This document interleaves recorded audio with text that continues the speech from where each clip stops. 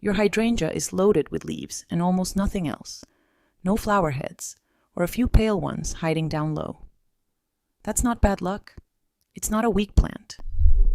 A handful of small decisions are quietly holding it back. Fix them, and you can get thicker stems, bigger blooms, and a shrub that finally fills its space. I'm covering 5 mistakes gardeners make with hydrangeas. And mistake number 2 is something already in your kitchen, used for the wrong reason. Skip ahead, and it won't work, because it depends on what's happening underground, and that's where mistake 5 begins. Mistake number 5 is planting it too deep, or mulching it like you're tucking it in for winter every single week. Here's the instinct. A new hydrangea looks a little floppy, so you bury the base a bit lower, thinking it'll feel more secure. Or you keep piling fresh mulch right up against the stems, because more protection feels like more care. It doesn't work that way. Bury the crown, the point where the stems meet the roots, and you're sitting moisture right against living tissue that needs to breathe. That tissue starts to soften, darken, and rot from the base up, and the plant above ground has no idea why it's struggling. Spacing plays into this too. Crowd a hydrangea against a wall or another shrub, and you cut off airflow around damp leaves, which invites mildew and leaf spot on top of a root system that's already struggling to breathe. You'll see stunted growth, or stems that look fine one week and collapse the next. Check this first. The crown should sit level with the surrounding soil, not below it. And if your soil drains slowly, plant it slightly proud instead. Mulch is good, 2 to 3 inches of it, but leave a gap around the stems themselves, like a donut instead of a volcano. That gap keeps air moving so moisture doesn't sit and cook the base. If you've already got an established plant and it looks buried, you don't have to dig the whole thing up. Just pull the excess soil and mulch away from the stems and let that base breathe again.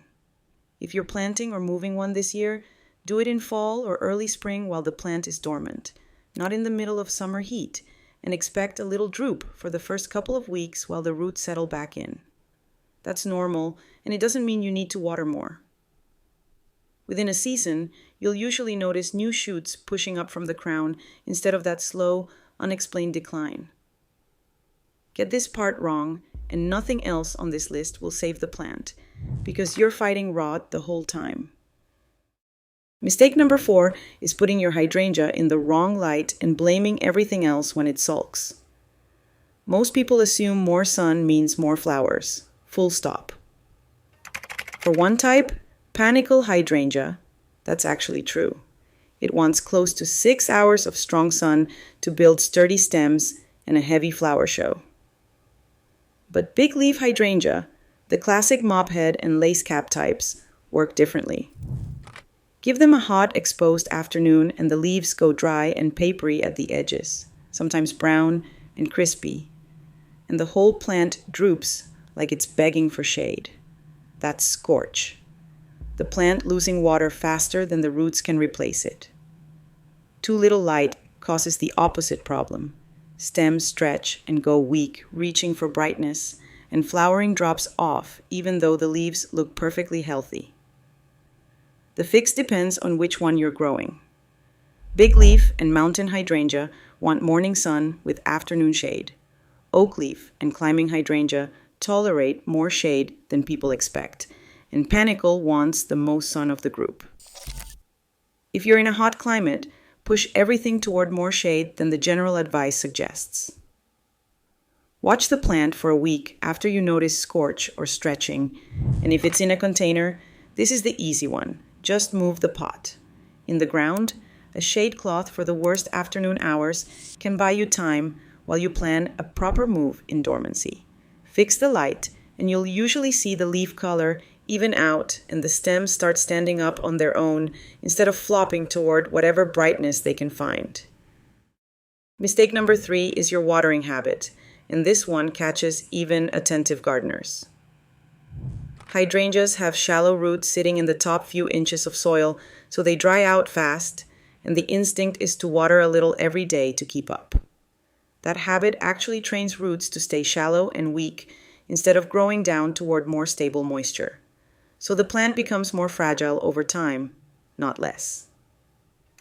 There is a catch that trips people up constantly with big leaf hydrangea specifically.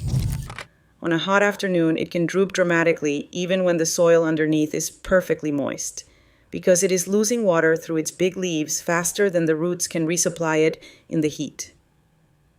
That is not thirst. That is just the plant coping with the afternoon, and it usually stands back up by evening. Before you reach for the hose, push a finger into the soil. Dry and wilting means water deeply. Wet and wilting, especially with yellowing leaves or a soft, mushy base, points toward the opposite problem: root rot from overwatering or poor drainage, and more water will only make that worse. The better habit is a deep soak once a week, more often in real heat, delivered at the base with a soaker hose or watering can rather than overhead, since wet foliage invites leaf spot. If your soil is heavy clay and stays soggy, that is a drainage problem to fix at planting, not a watering problem to fix daily. Get this right, and you will notice the plant handling hot afternoons with less drama and firmer growth by the following week. Now, here's the one hiding in your kitchen. Mistake number 2 is misunderstanding what changes a hydrangea's flowers and pouring nitrogen-heavy fertilizer or the wrong homemade brew onto a plant that's already struggling to bloom. A lot of gardeners see a lush plant and assume more feed equals more flowers. It doesn't. Extra nitrogen tells the plant to keep building leaves, and leaves are cheap for the plant to make compared to flowers, so that's exactly what it does. More green, fewer blooms. This is where people usually go wrong twice over. Coffee grounds, banana peels, and other kitchen scraps get tossed around as blooming secrets, but there's no reliable evidence they change flower count, and dumping unmeasured amounts of anything acidic near the roots is a gamble, not a method. Here's the part that actually surprises people. Soil pH, the thing everyone associates with hydrangeas, doesn't control whether the plant blooms at all. It only shifts the color of the flowers, and only on big leaf and mountain hydrangea, by changing how much aluminum the roots can absorb. Acidic soil, around 5 to 5.5, gives you blue. More alkaline soil pushes it toward pink. White varieties, panicle, smooth, and oak leaf hydrangea don't respond to pH at all, so if you're chasing a color change on the wrong plant, you're wasting your time. If flowering is the actual goal, skip the flashy tricks. A single light feed of a balanced fertilizer, something like a 10-10-10, roughly a cup or 2 scattered around an established shrub. In spring is usually enough. Stop feeding by midsummer, so new growth has time to harden before cold weather, and skip high phosphorus bloom boosters. They don't add flowers on soil that already has enough phosphorus, and on big leaf types, they can actually block the aluminum uptake that makes blue color possible. Established shrubs in decent soil often need no fertilizer at all. Get the feed right, and you should see fuller, well-proportioned buds instead of oversized leaves swallowing a handful of flowers. Mistake number 1, the one capable of undoing everything you just fixed, is pruning at the wrong time of year.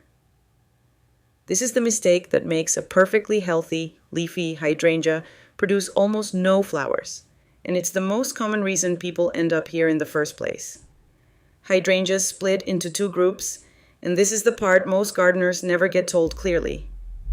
Big leaf, oak leaf, mountain, and climbing hydrangea bloom on old wood, meaning they set next year's flower buds in late summer, usually by August, right there on this year's stems. Cut those stems back in fall or during a winter cleanup, and you've removed next year's entire flower show before it ever had a chance. Panicle and smooth hydrangea work the opposite way. They bloom on new wood, growth made fresh each spring, so you can cut those back hard in late winter and they'll actually flower better for it. That's where the confusion comes from. One pruning rule genuinely doesn't apply to every plant on this list. If you're not sure which type you have, look at the leaf shape and when it blooms. Oak-shaped leaves mean oak leaf, cone-shaped flower heads mean panicle, and a plant blooming in early summer is almost always an old wood type. The safest move when you're unsure is to skip pruning for a season and just deadhead spent blooms, watching where new buds form. For old wood types, prune right after flowering, not months later, and in cold climates, leave the faded flower heads on through winter since they help shield the buds underneath from hard frost. One exception worth knowing, reblooming varieties like endless summer flower on both old and new wood, so a hard prune won't wipe out the whole season, though you'll still get the fullest show by leaving most of the old wood untouched. If a big leaf hydrangea took winter damage and looks bare with no blooms this year, check the stems before giving up.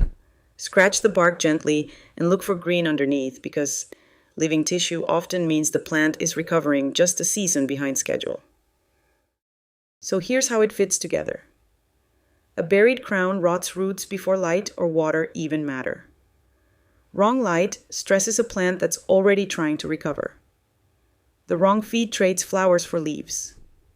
Shallow, frequent watering weakens roots that needed to go deep. And the wrong prune wipes out a season of buds that everything else was building toward. You don't need to fix all 5 tonight. Look at your plant, match it to the symptom that actually fits, leaves but no flowers, scorched edges, droopy afternoons, and start there. Because stacking 2 or 3 of these corrections will do more than any single trick ever will. Go check your hydrangea's crown right now, see if it's buried, and figure out whether you're dealing with an old wood or new wood type before you touch the pruners again. Tell me in the comments which mistake matches what you're seeing and what you're trying first.